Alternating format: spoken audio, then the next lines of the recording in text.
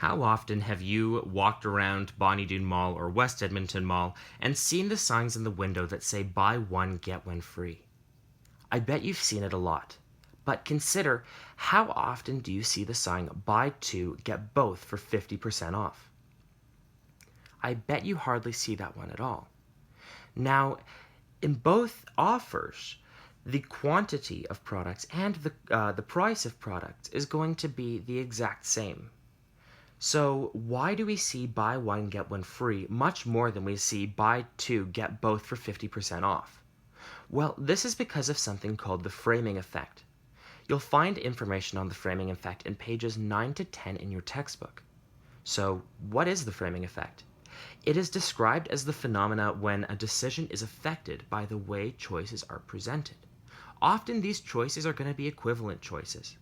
So buy one, get one free is going to be equivalent to buy two, get both for 50% off, but the way they're described is going to affect us. So when we look at the word free versus the word 50% off, one seems a lot more valuable than the other. One seems like you're getting something for nothing, but the other seems like you still have to pay for it.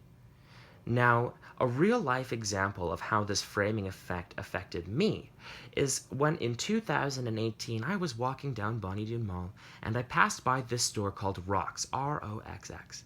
This store had a sign that said that the entire store was 50% off. I spent way too much money because I thought that I was getting this big steal of a deal. Now, time elapsed, and now we're in 2023, and I've kept track of this store and realized that the 50% off deal that they've always had has never changed, which means that it was never really a deal, it was a constant price. The retailers had their idea of what they wanted to sell it for, and then they would put that price doubled on the price tag, so that, you would feel like you were getting a deal from it. So I fell for their framing effect in that I always felt like I was getting a deal, and so I bought more than I probably would have if it had just listed the original price.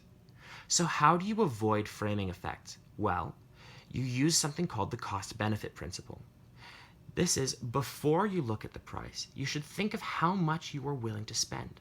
You should think of how much the benefit of the product is and how much you're willing to pay for that benefit. Then, once you've decided on a price in your head, you should look at the price listed. And if the price is less than what you had in your head or equal to what you had in your head, only then should you buy it. So in this case, you're not taking into consideration the deals that the store had or how much the price used to be, but instead you're just looking at how much do you value this product and how much are you willing to spend. So if there are multiple products in a deal, you should consider dividing the price you're going to spend in the end over the amount of products that you're going to get, and consider how much you would have paid for just one product on its own and apply the cost-benefit principle that way. If you're using the cost-benefit principle properly, you're not going to fall for these framing effects that we see everywhere. And you're probably going to be a better spender.